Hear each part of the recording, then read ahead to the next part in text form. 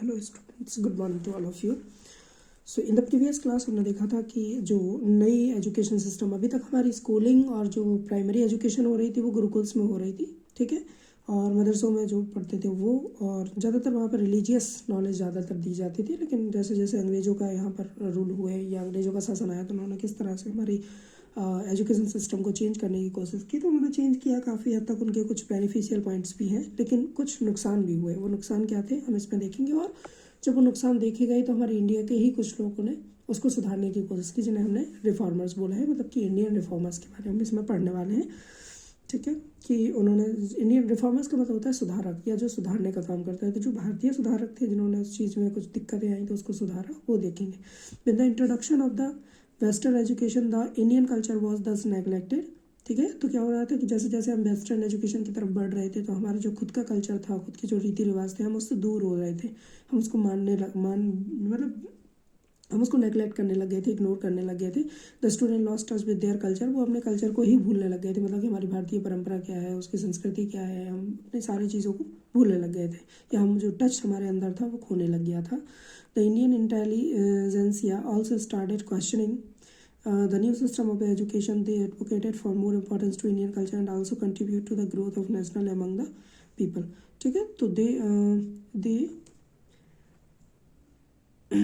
The Indian intelligentsia also it started questioning. तो जो अब उनकी टेंडेंसी क्या हो गई थी कि अब वो हर बात पे क्वेश्चन करने लग गए थे। The new system of education, मतलब नए जो सिस्टम के लोग थे, they advocated for more importance to Indian culture.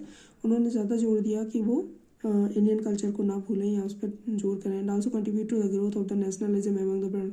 और जो रिफॉर्मर्स थे उन्होंने इस सोच को भी लोगों के अंदर डेवलप किया कि उन्हें एजुकेशन कोई भी करो, पढ़ाई किसी भी तरह की करो, लेकिन अपने भारत की परंपरा या अपनी जो नेशनलिज्म है, भारतीय राष्ट्रीयता की जो भावना है, उसे ना भूलो, ठीक है। राजा राम मोहन राव उनमें से एक जो रिफॉर्मर्स हैं उनके बारे में हम पढ़ेंगे। जैसे कि Raja Ram Mohan Rao supported western education and establish the Hindu college in Calcutta and. तो ऐसा नहीं है कि वो लोग सपोर्ट में नहीं थे, एजुकेशन के सपोर्ट में थे, लेकिन उनका मानना ये था कि अपने उस वेस्टर्न एजुकेशन के चक्कर में अपनी चीज़ें मत भूल जाओ, अपना कल्चर मत भूल जाओ, ठीक है। तो राजा राम क्या थे, राजा राम ने वेस्टर्न एजुकेशन को सपोर्ट तो किया, वो बिल्कुल सपोर्ट कर रहे थे कि नहीं बिल्कुल आप एजुकेशन लीजिए, स्टैब्लिश। उन्होंने एक कॉलेज की स्थापना भी की कैलकाटा में, जिसे 1817 में की थी, विद डेविड हेयर के साथ। He also set up the Vedanta college which important both Indian and western learning. तो उन्होंने एक ऐसे कॉलेज की स्थापना भी की जहाँ पर इंडियन नॉलेज और वेस्टर्न लर्निंग दोनों ही थे। ईश्वर Chandra Vidyasagar was another reformer. दूसरे रिफॉर्मर का अगर हम नाम करें तो ये बहुत ही चर्चित और बहुत ही फेमस रिफॉर्मर हुए हैं। Ishwar Chandra Vidyasagar was another reformer who supported women's education. इन्होंने सपोर्ट किया था कि लड़कियों को भी पढ़ना चाहिए और लड़कियों को शिक्षा उतनी ही ज़रूरी है जितना कि लड़कों को। He introduce new methods of teaching. उन्होंने नए नए टीचिंग के मेथड की किस तरह से चीज़ें डिलीवर की जाए, किस तरह से पढ़ाया जाए कि ज़्यादा से ज़्यादा स्टूडेंट्स को आसानी से चीज़ें समझ में आ जाए, ठीक है। While he was the principle of Sanskrit college, और वो एक संस्कृत कॉलेज के प्रिंसिपल भी रहे। आगे अगर हम बात करते हैं तो आप देख पा रहे होंगे यहाँ पर Annie Besant founded the theosophical society which also establish schools for both boys and girls. तो उन्होंने एक थियोसॉफिकल सोसाइटी की स्थापना की जहाँ पर लड़की और लड़की में भेद नहीं, दोनों साथ में रह के पढ़ सकते थे, मतलब साथ में ही स्कूल जा सकते थे, एक ही स्कूल में लड़के और लड़कियों को पढ़ाया जा सकता था। Banaras Hindu university central high school was also setup under the initiative. उन्होंने इसके इनिशिएटिव के लिए जो बनारस हिंदू यूनिवर्सिटी या सेंट्रल हाई स्कूल है वहाँ पे भी उनकी स्थापना की। Dayanand,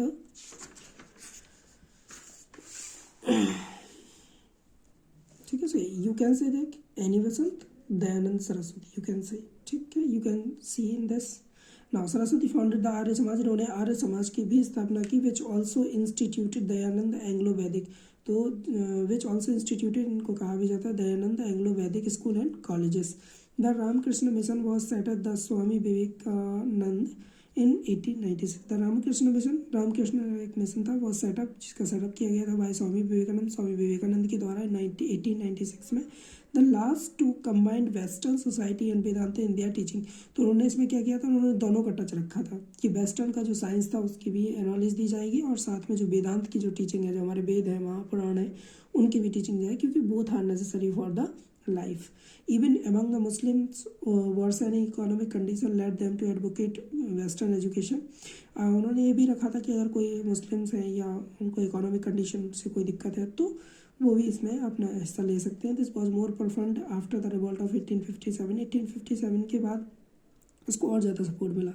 the Mohammedan literary society was दस फाउंडेड इन कैलकाटा। कैलकाटा में मोहम्मदन नाम की एक सोसाइटी का भी इस्टेब्लिशमेंट हुआ, which try to address the issue of education, जिन्होंने इस एजुकेशन में जितने भी इशू थे उसको नोटिस किया। Condition of Muslim women and their upliftment, और उन्होंने देखा कि मुस्लिम्स में जो लड़कियां होती हैं, जो औरतें होती हैं, उनको शिक्षा का स्तर थोड़ा कम है, तो उसको बढ़ाने की भी इन्होंने कोशिश की है। उसके तहत ये सब किया गया कि उन्होंने लड़कियों को देखा और लड़कियों को बढ़ाने की कोई कोशिश की गई।